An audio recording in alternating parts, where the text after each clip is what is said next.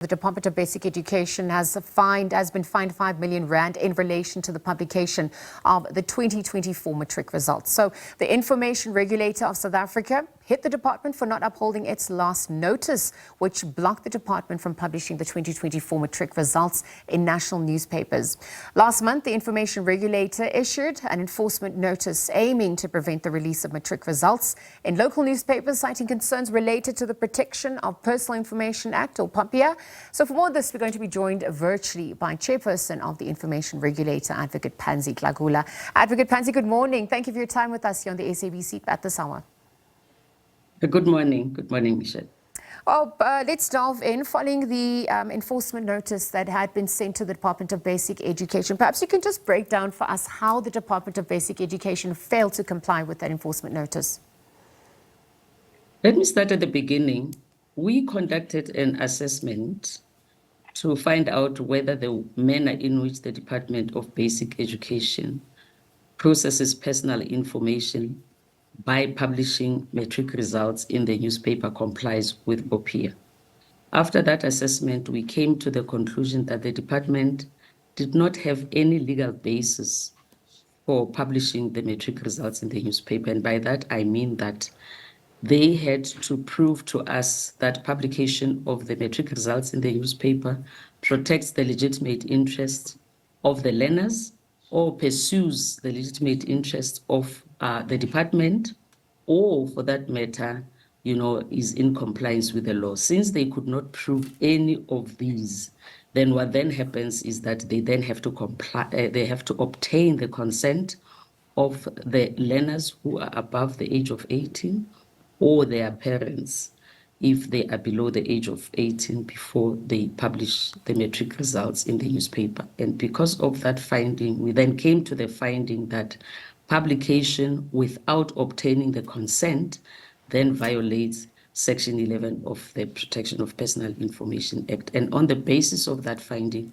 we then said for the matric results of 2024, they should therefore not publish, and they should give us an undertaking that they will not publish. And that for the matric results of 2025, they then have to develop a system which will enable them to obtain consent from the parents or learners. We gave them a year to do that, so that by when they publish the matric results of 2025, they will then have developed that system, which will make it easier for them to obtain the consent of those who want their matric results to be published, because we are mindful of the fact that there's a large number of matric pupils who write matric results. So they were supposed to give us the undertaking on the 19th of December this year, and they didn't. And because of that, we then had to issue an infringement notice, because in terms of Popia, our enforcement notice is binding. You have to comply with it, unless, of course, you challenge it in the court of law. And because we read in the media that they had challenged our enforcement notice in the media, as I speak to you, we have not received any court papers from the Department of Education proving that they have challenged our enforcement notice. Okay, Advocate Pansy, thank you for painting that picture for us. Let's delving further into some of the sentiments that you echoed. I think for those who are not privy to Popia at large, talk us through the findings of the contravention of the various sections of the Popia by the Department of Basic Education.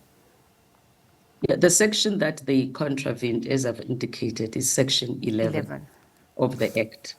Because Section 11 provides for the legal justification for processing personal information. You have to have a legal justification.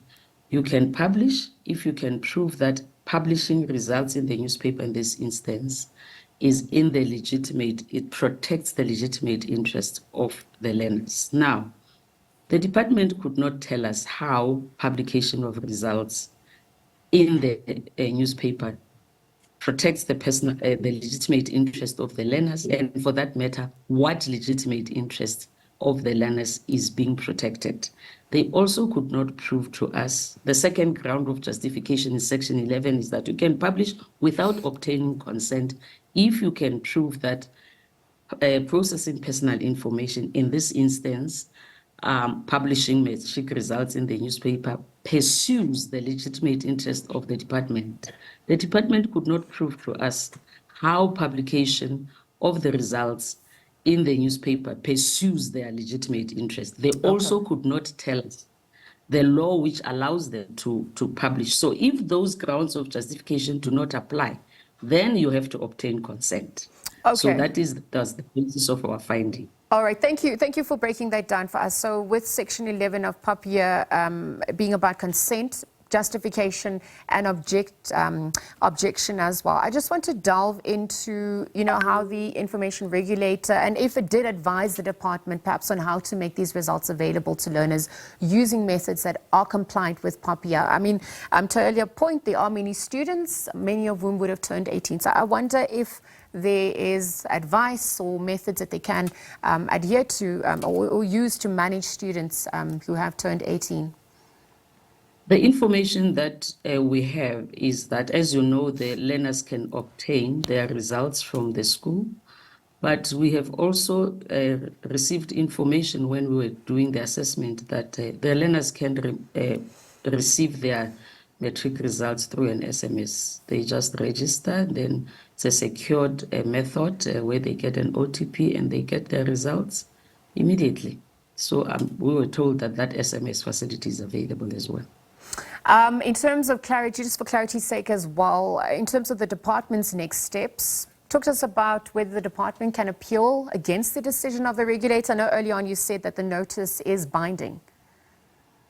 Yes, the department had to appeal against our enforcement notice by the 19th of December. That was their deadline, and they didn't.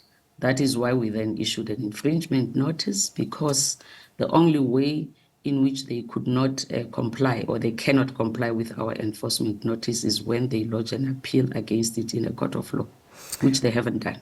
And so, because this notice is binding, what are the consequences for the department if they do go ahead? In the same breath, with that fine being issued, how long do they have to pay it, or perhaps even enter a payment arrangement, even looking at the next steps for 2025 and beyond? Yes, they then have another 30 days to pay the administrative fine. If they don't, then we approach the registrar of the High Court and make a statement to the High Court that we have fined them and they have not paid the fine. And that statement has the effect of a civil judgment. So that is the consequence and the legal consequences that follow from here onwards. All right. But they cannot ignore. They cannot ignore the enforcement notice. They cannot ignore the infringement notice. All right. I know that there were also reports or sentiments about the department saying that they will only be publishing the exam numbers. So they're saying that they're not going to be publishing the names and surnames, etc. That was their retaliation. How do you respond to that? In the same breath, I just want to actually unpack the lessons learned from here in relation to the Popia Act for the general public at large with regard to consent and justification and objection. What are those lessons that we can pick up from here? As far as the argument that they only publish numbers, when we conducted our assessment, we found that their numbers are sequential, not consequential, sequential. And you had a clip, you showed how the kids were sitting in the exam room. They sit according to their exam number. So number one will be sitting in front and number two will be following number one and so forth.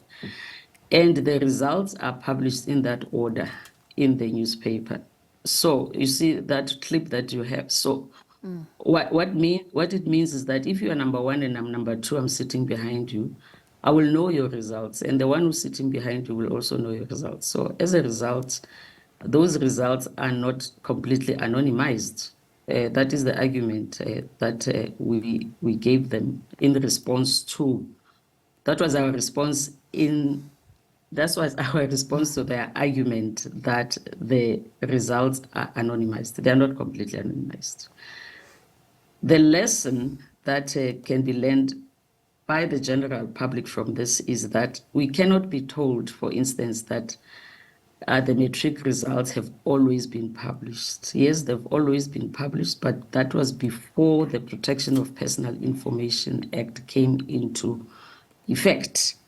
And since the Act is effective, it means everyone who publishes personal information must ensure that they comply with the Act. The Act does not prevent anyone from doing their work. The only thing that we say, if you're going to be processing personal information, please ensure that you comply with the Act.